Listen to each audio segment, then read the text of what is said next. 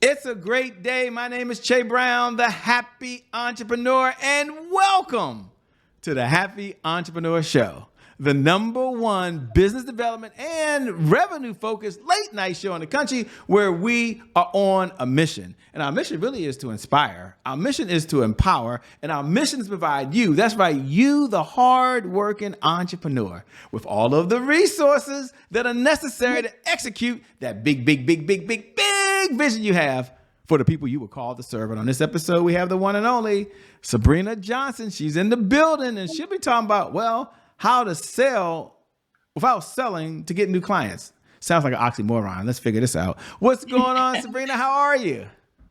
Hi, I'm doing so good, Shay, and thank you for having me. I appreciate that. Thank you for being here, by the way. Thanks to Robert Foster for connecting us. And thank you to viewers for tuning in, by the way. It's an honor to be streaming into your home right now, or maybe you listen to the podcast, or maybe we're on your big screen TV, or maybe we're on your iPhone. Doesn't matter where it is. We're there. Thank you so much. You know, people are going to read your bio. They're going to see how famous you are and all that, but they might be curious. Selling.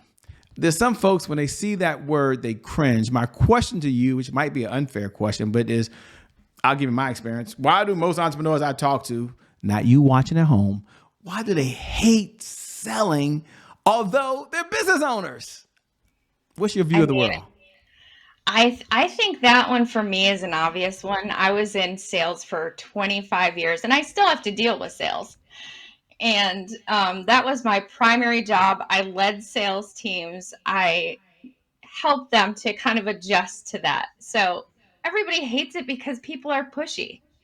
They're trying to trick others into buying a product or service that they don't really want or need most of the time. And so, why would anybody want to sell if they know everybody's not going to want to buy? Well, what do you say to the person that's listening and they're leaning forward saying, wow, Shay, she gave an honest answer, but I'm an introvert and I'm in business, but I'm a high introvert. And it really bothers me when I have to sell. And again, I know I'm putting you on the spot, but if you could talk to that person right now, they're saying, Shay, she's really talking to me. I don't like doing it. What would you say to that introvert that's listening and watching right now? It's not a problem. You don't have to worry about selling because you don't actually have to sell. What you should be doing, especially if we speak to ethical sales, is just having a genuine, open conversation. You discover through that process that, wow, that salesperson is actually a human being who cares what I have to say and they want to listen to me. So, that right there is the process of building trust with the person you're connecting with. Now, ladies and gentlemen, you're talking to someone who's a hypnotherapist, whatever that Yeah. means. For those folks that reading your bio, I know some of you haven't even read her bio, but that's what she is. She's dedicated to that. What is a hypnotherapist? If you can share with the audience, what is that, and what do you guys really do? So, if you've heard of hypnosis, yes, I hypnotize people. I put them in a trance state. No, it's not like the stage hypnosis where you watch people, bark like a dog or quack like a chicken. That's not what I do. I reach people deep to the subconscious mind. So, if you've heard of limiting beliefs, those are the things that hold you back from wanting to achieve specific goals. Your subconscious is what your brain typically listens to on a daily basis when you're going, okay, let me give an example here. You wake up in the morning, you hit snooze on your alarm, you sleep for 5 more minutes, you roll out of bed, you go downstairs, you pour yourself a cup of coffee. That entire time, you're just waking up. You're functioning on autopilot. That's what your subconscious brain does. It leads you through the natural behaviors and motions that you typically would do throughout your day, and you're functioning on autopilot because it is also your fight or flight response, the subconscious. So I I like that, re- ladies and gentlemen. Go ahead. with Go ahead. Sorry. no, that was my fault. I'm sorry. No, no, it's perfect. As you were saying that, ladies and gentlemen, we're going to ask her, tell her backstory in a moment. Because some of you, as famous as you are, by the way, Sabrina, some people don't know you. And she's very famous, ladies and gentlemen. I know some of you have Googled her already. Some of you showed up ready for this call. I get it. But I'm going to ask her the burning question that might be on all your minds. And then we'll talk about her background. And that is, how does Sabrina deal with hearing the word no? Sometimes people hear the word no and their whole body goes, and they're done for the rest of the day. But the question is a two-part question. I hope I can ask a two-part question. That is, number one, when you hear a customer say no, how do you deal with that? And then how do you deal with the feelings that are inside you, if there are any? For me, it's a little different. I have trained my brain to react accordingly to each situation that I would encounter. And when I hear no, it's not a big deal. I'm hearing no because there's a reason. Either I didn't do my job well enough talking to the customer to allow them to trust me for us to go further, or they just don't feel like this is something they fully understand enough to make a decision. So it's either a yes or a no. And if it's a no, that's how I see it. I'm either not doing my job well enough and they don't understand what this process will do for them, or they just don't see the benefits yet. And that's okay. Wow. I love it, by the way. Straight to the point. And she's being very honest. Here's the moment people have been waiting for, by the way. I'm looking forward to it as well, which is the question you get asked, like, who is Sabrina Johnson? Who is this person who's talking, Shay? And what's her backstory that led to the defining moment that she's doing what she's doing now? So two-part question. Who are you? And then what was that moment you knew you was born to help other folks reach not only their potential, but also have the right mindset and the belief system, which leads them to being able to make more sales? I would have to say, well, first, I'll start with who I am.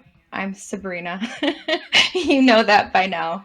My backstory is kind of lengthy, but to start with, I did have a career in customer experience and sales for over 25 years.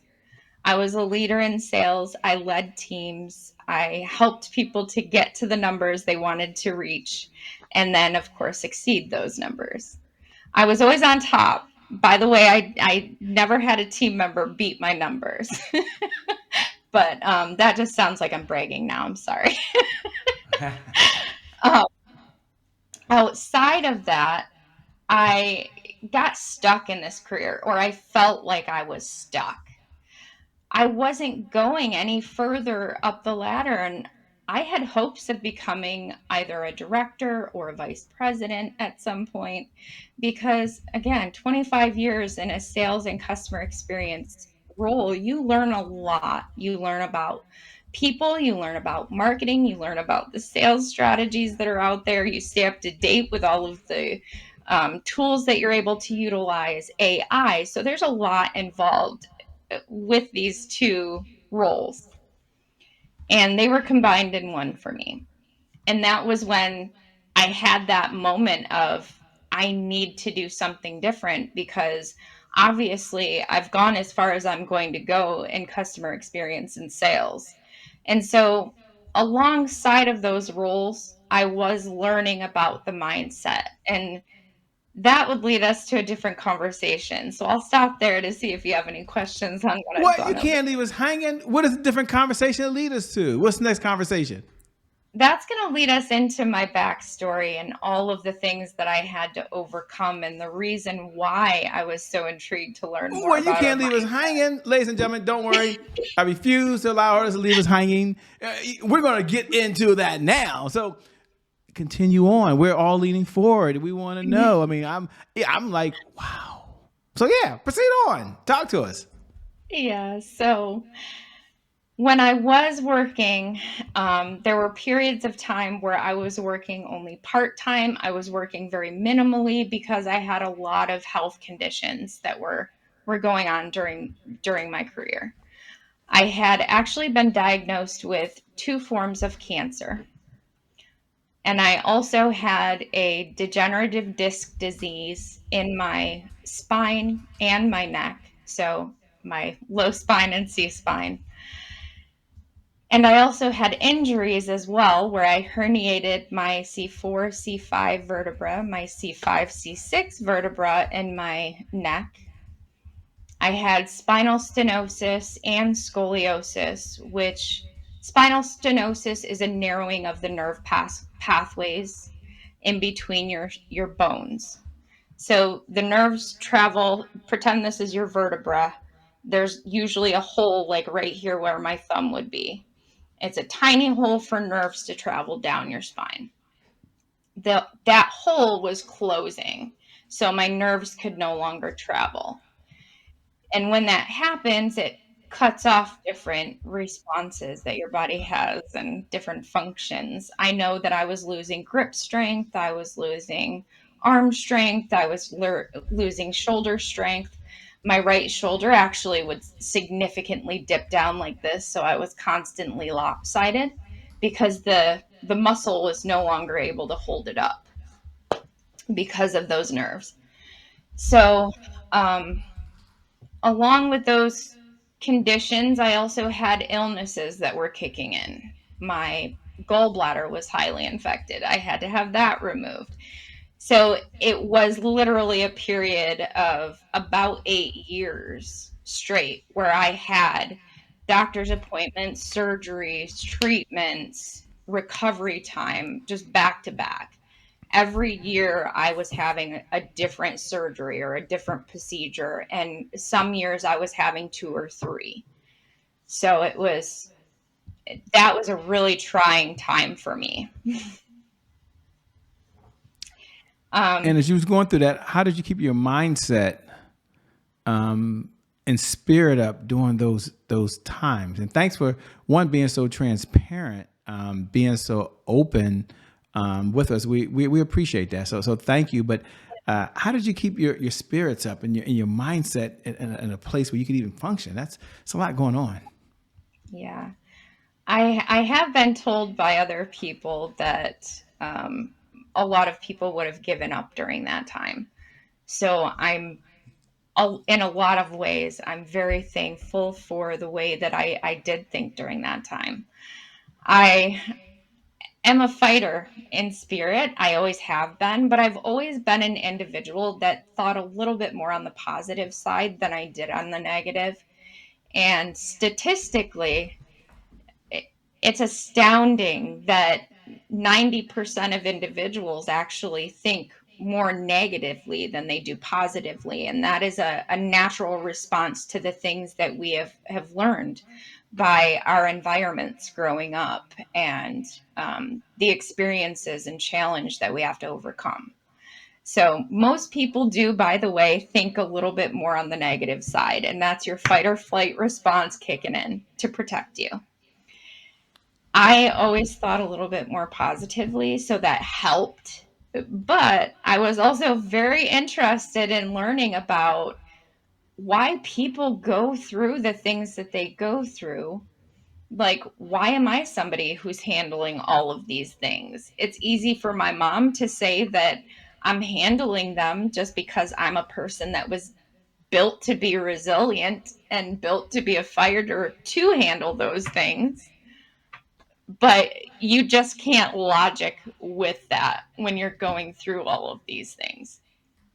So you do reach a point where it's just like, enough is enough. I want to be done with all of this sickness. I want to be done and actually with doctor's appointments and procedures. I just want to go about my life and live. And when you hit that point, it's a whole new outlook. You do nothing but focus on moving forward. And so that definitely helped. Wow. Very, very powerful. Very moment. Congratulations to you, by the way. And as you were going through that, how did you get back into the business, and how long did it take you to get back into the swing of things where now you're teaching other folks how they can have the right mindset and how they can have the right growth mentality? How did that transition take place for you? And what was that process like? That's a really good question. I had to keep myself busy as I was sick. So I was learning the entire time I was sick and down. I wasn't going to let my brain go to waste. I mean, if most of my day I have to either sit or lay in a bed, then that leaves me with a heck of a lot of time to, one, get to know myself better, and two, to understand my own mind and how it works so that I can learn as much as I possibly can to come out fighting when I'm done. Because I did lose my job at that time. I was let go. And so there was a period of about 3, maybe 4 years that I had no job at all. And so, yeah, with all of that time, I studied as much as possible and learned what I could. Well, congratulations. It certainly exemplifies a segment we have here called Today is My January 1st. You've kind of told us the backstory, which was amazing, much deeper than I expected. So thank you so much. And, when you hear the phrase, and for those folks that tune in every night at 11 p.m. Eastern Standard Time, this is normally the segment you get to say those magical words. Today is my January 1st. And for those folks that you don't tune in every night. This is your very first time. Welcome to the Happy Entrepreneur family, by the way. Today is my January 1st is our personal mantra here. It represents a fresh start. It represents a do-over. It means our past, no matter how dark and gloomy that past is or how bright and sunny that past is. Here's the deal. That past no longer equals the future. And so the one question I just have, and before we get back into the selling side of things for Sabrina, is that when you just hear those words, today is my January 1st, what kind of goes through your mind from your I view get of the the world? chills and I get the little goosebumps because it absolutely reminds me of that switch that just came on and switched in my head when I was really found what I was passionate about, which is the mind. Yeah, I love it. And if we can switch a little bit as you talk about the mindset, and we get back a little bit to those folks who are entrepreneurs, they might be thinking. We have a number of folks that watch, by the way. They're dualpreneurs, and that means they work a full-time job and they're a full-time entrepreneur, if that makes sense, by the way. And they're like, Shay, I love what I'm hearing, but how does she have the mindset with someone who has so much going on? How does she find time to do everything she's doing? Because some of them are full-time dads, some of them are full-time moms, some of them are married, some of them are taking care of families, some of them are responsible and they're caregivers, others have a schedule, some of them have kids and their kids have schedules. They're like, some of them they're dual parents and then blended families, and there's so much going on. They're like, Shay, all that sounds good, but I'm curious, how does she deal with so many multiple things going on and have the right mindset to stay focused on her business and get everything done? So again, it's an unfair question, but what do you say that person is feeling overwhelmed right now because they got so much going on? That's a really great question. And I love this one because when you genuinely are passionate about what you're doing and you really want to make this thing work, you do find the time and you will fit it in. If you're not fitting it in, ask yourself, why am I not more driven to do this? Why am I not more driven to figure out a better way to move forward and fit everything in that I need to fit in? Because I work full time. I'm my own business owner. I am writing a book. I'm collaborating with 2 or 3 different people on different projects. And I have a family of my own that I have to cook dinner for every single night. I have dogs to take care of, and the list goes on. So the way I manage my time is I am very selective with what I put my time to, first of all. And I schedule it in blocks. So people know when they're able to reach me. They know when I'm not available. They know when I'm doing interviews for my own podcast and when I'm seeing clients. So it really is all about that organized structure and schedule. You have to set yourself on that track so that you can ultimately succeed with it. Wow. Prioritize. Said so well. One of my favorite questions to ask as you were sharing that, thank you so much, by the way, is what's one of the best pieces of advice you've ever been given? And I'll frame it for the audience so they understand you're not coming off the mountain with the 10 commandments or anything here. By the way, you're someone who's read a lot of books. I'm sure you had a lot of time. You watched probably more videos you can count or remember the hours that you watch videos. But if you had to Boy, step back yeah. and say, one of the best pieces of advice I've ever been given is blank, what would it be and why? Out of all the pieces of advice going through my head right now, there's only one that's sticking out. And that is, that's me going to laugh because now I can't think of what that piece of advice is. I need to take myself back here a second. Sure, that's fine. Because and it doesn't matter. It's just what pops to your mind right now. I had it as you were asking me that question, and it's honestly, it's don't be afraid to say no. You're not going to be able to handle everything, so don't be afraid to stick up for yourself when you can't and say no. Wow. Do you feel bad when you say no? Because sometimes when I say no, I feel like, oh my gosh, I want to do it, but I've got other priorities. And if I say yes, then I've got to put other things off that I want to do. So maybe it's me, but I end up feeling like, I let the person down. I'm probably the only one. I know it's not a therapy couch, ladies and gentlemen. I know I'm probably the only one. But what do you say to someone like Shay Brown that sometimes just feels guilty? I feel like I got to say yes to everything. I can heavily relate to that because there was a time when I did feel like I had to say yes to everything. And what I started to notice was the people that I would say yes to, they didn't appreciate it as much as I thought they would, but they did appreciate at least having a little bit of my time. And so for the people that I say no to, I let them down gently. I'm not saying no for good. I'm saying no for now. Right now is not a good time for me, but what do you say we get together in um, mid-March or 2-3 weeks from now, and we revisit this at that time? People are genuinely understanding if you have a lot on your plate because they have a lot on their plate too. So saying no is not letting them down if you're giving them another option and you're compromising with your own time. Thanks for sharing. What do you do for fun? We're not helping people make more sales, helping them grow their business, helping them have the right growth mindset. What do you do for fun these days? Well, I hypnotize people. That's fun, ladies and gentlemen. That's her fun time.